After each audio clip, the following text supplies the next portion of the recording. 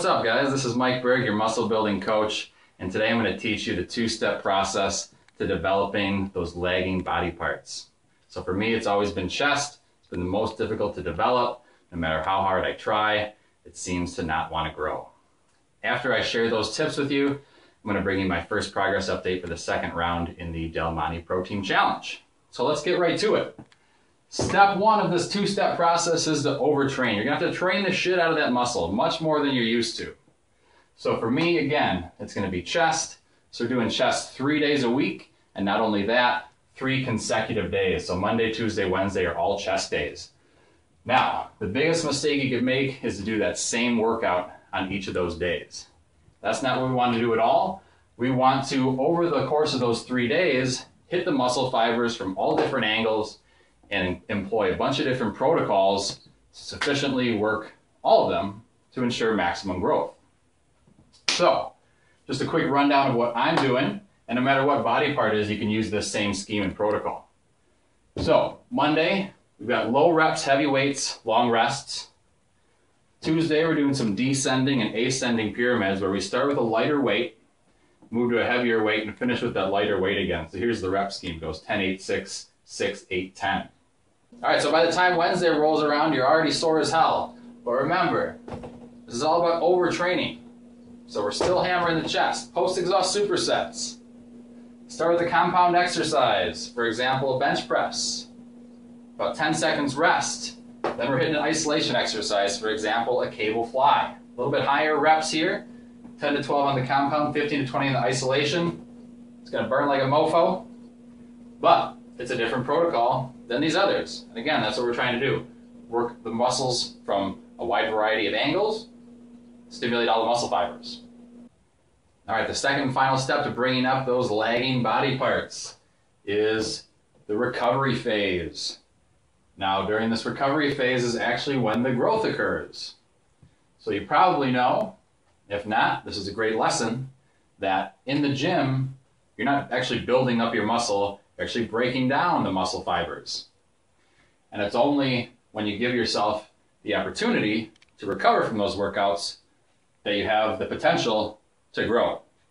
So, muscles aren't made in the gym. You definitely do set up the conditions for muscle growth, but what you do outside of the gym really determines whether you're going to grow or not.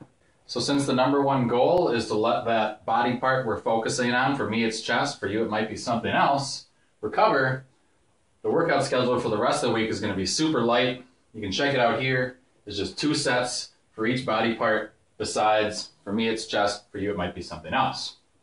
What else is going to be necessary? A caloric surplus. So you're going to need to eat some extra calories. You need to give your body the raw materials that it needs to grow. So this is not a time to think about cutting or getting shredded. We want to conserve as many calories and energy as possible. So again, in this phase, since the goal is to grow, no cardio. Sleep. Sleep is magic. Sleep is where the majority of the tissue repair processes and growth processes are going to take place. So I really recommend that you get 8 hours of sleep every night. You might be able to get away with 7. I would not recommend trying to do less than that. How long can you do something like this? Well, for me, I'm only going to do it for 6 weeks. I would recommend you do it for at least 3 weeks, and at the very most 6 weeks. So, anytime you're overworking one body part and not the rest of your body parts, you're going to develop some imbalances. So you probably see these guys walking around to the gym all the time that look like this. These are the guys that do these kind of chest programs, 52 weeks out of the year. And so what ends up happening is all these muscles in here get really tight, your shoulders get super internally rotated, and you get those nice douchebag shoulders, and you walk around looking like a douchebag all the time. So, such that we don't develop that douchebag shoulder syndrome, after 6 weeks of that chest, we're going to balance it out with what? Some back. So that's going to pull us back into proper alignment. All right, so we're about 1 week into the second round of the Monte Pro Team. 5 more weeks, 12 people get cut. 6 weeks after that, another 12 get cut. So my goals. The number one goal, first and foremost, has been and always will be to make it into the top 12. First, though, you've got to worry about getting into the third round.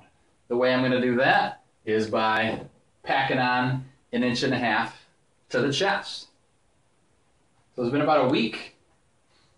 Chest measurement hasn't changed yet, but I wouldn't really expect it to after just 1 week. It's really the effect of cumulative training and a progression where you make things more difficult each week. You throw in some intensification techniques, and each week builds on the next. So I will expect to see an increase in size for my next video update. My forearms did get a little bigger, so that's cool. And I've kept the size that I gained in my arms and shoulders from the first 6-week phase from that shoulder and arm specialization that I did.